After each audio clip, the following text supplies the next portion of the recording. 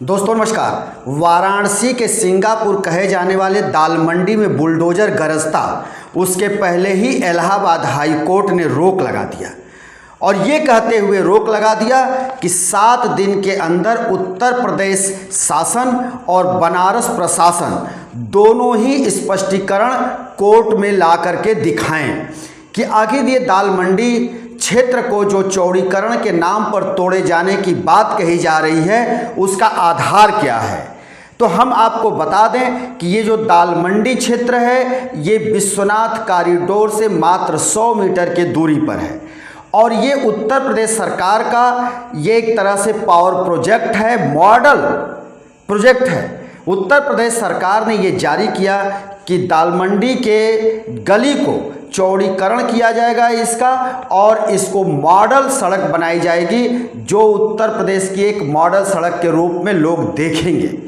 तो ये जान लेना जरूरी है कि इसी को लेकर के याचिकाकर्ता इलाहाबाद हाई कोर्ट का दरवाज़ा खटखटाए, जिसमें हाफिज खुदा बख्श भी वहाँ पहुँचे और भी कई लोग पहुँचे। शाहनवाज खां पहुँचे, मुन्ने खां पहुँचे, सैयद जाकिर हुसैन पहुँचे और इन लोगों ने अपनी दरख्वास्त की, अपील की हाई कोर्ट में कि ये हमारे लिए बहुत चिंता का विषय है और जब से ये दाल मंडी को तोड़ने की बात शासन प्रशासन के तरफ से कहा जाने लगा है तभी से हमारे परिवार की नींद हराम हो गई है। हम लोग बेचैन हैं, समझ में नहीं आ रहा है कि हम क्या करें, कहाँ जाएं, क्योंकि टोटल 650 मीटर की ये सड़क है जिसके प्रोजेक्ट पर उत्तर प्रदेश सरकार 200 करोड़ रुपए खर्च करने की बात कह रही है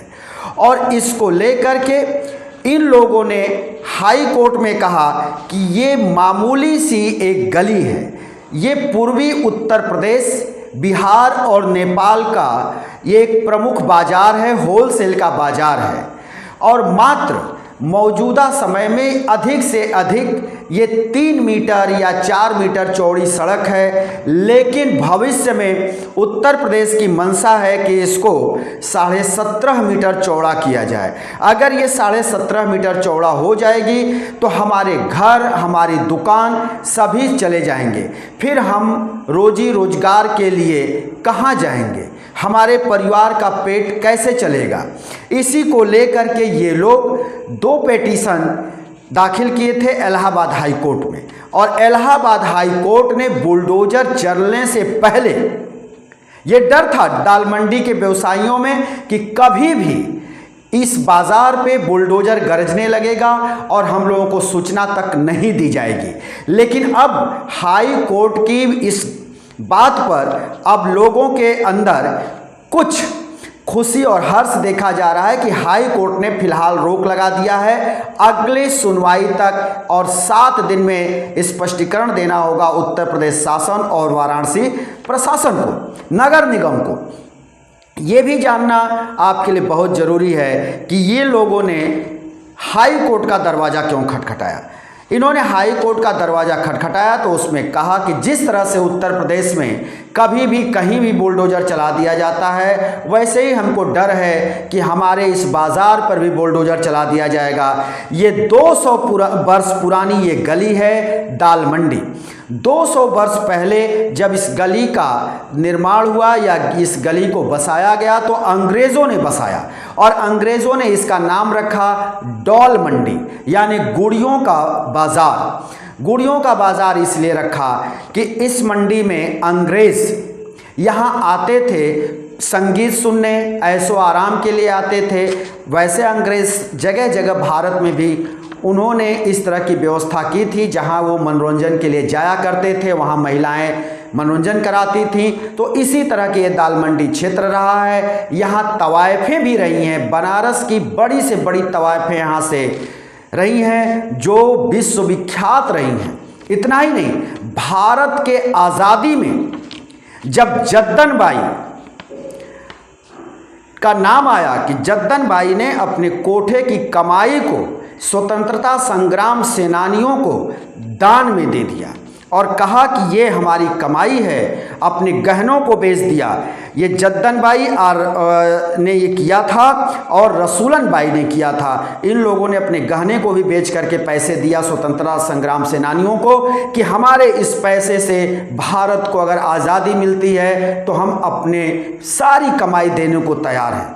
तो ये वो गली है जहाँ से जद्दन बाई, रसूलन बाई और न जाने कितनी तमाम हस्तियाँ निकली। इतना ही नहीं, इसी गली में जन्मे बिस्मिल्लाह खां साहब, जिनको कि भारत रत्न से नवाजा गया, वो भी रहे।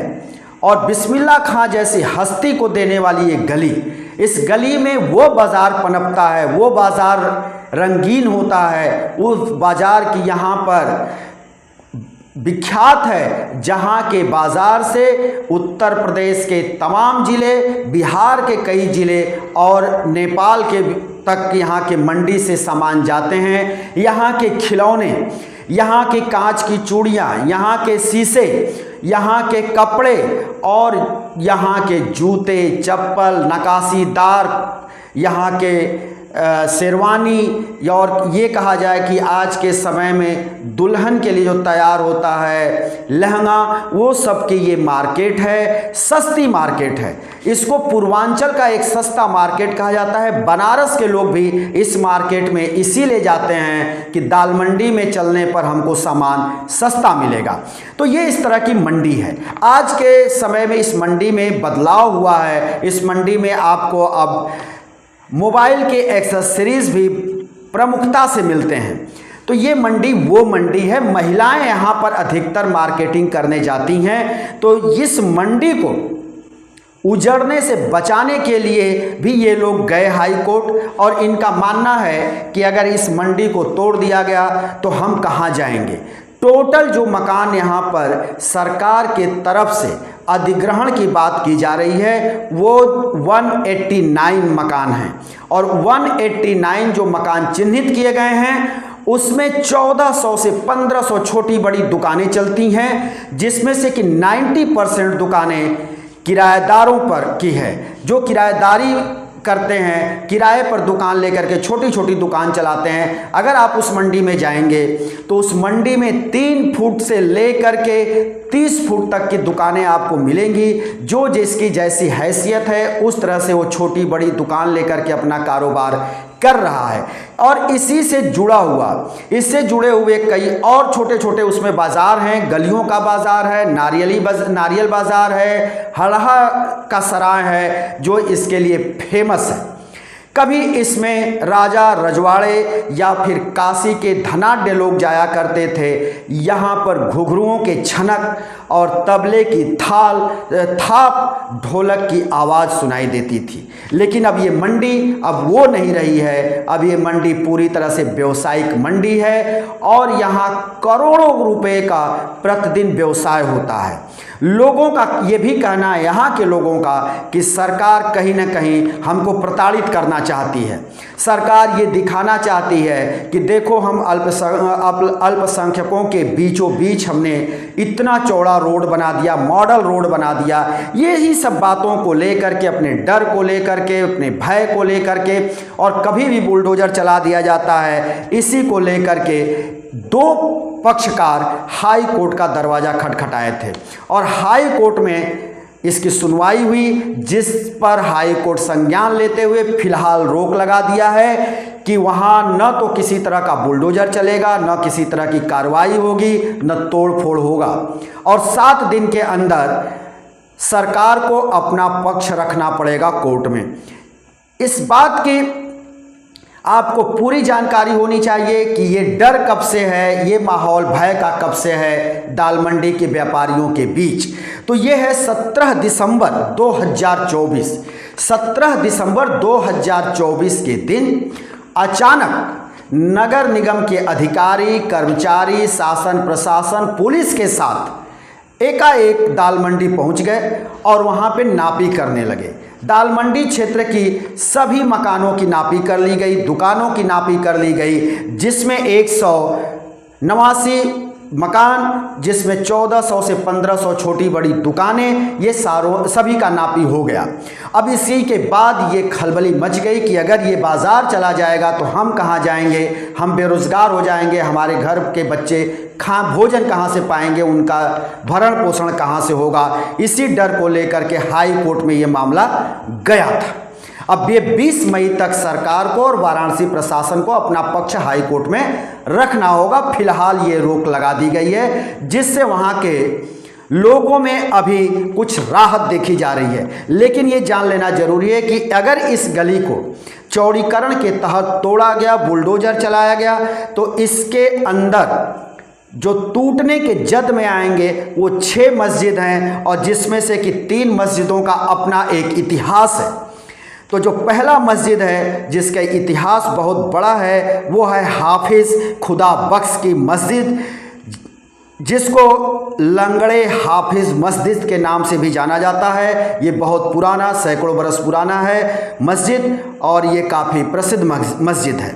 उसके बाद है निसार मस्जिद, रंगीले शाह की मस्जिद, अली रज़ा की मस्जिद, संगमरमर की मस्जिद, मिर्ज़ा करीमुल्लाह बैग की मस्जिद। ये 6 मस्जिदें इसके जद में आ रही हैं, चौड़ीकरण में आ रही हैं। तो इनके भी टूटने का पूरा डर मुस्लिम समाज को है कि अगर ये चौड़ीकरण की कार्रवाई हुई तो ये 6 मस्जिदें भी तोड़ दी जाएंगी।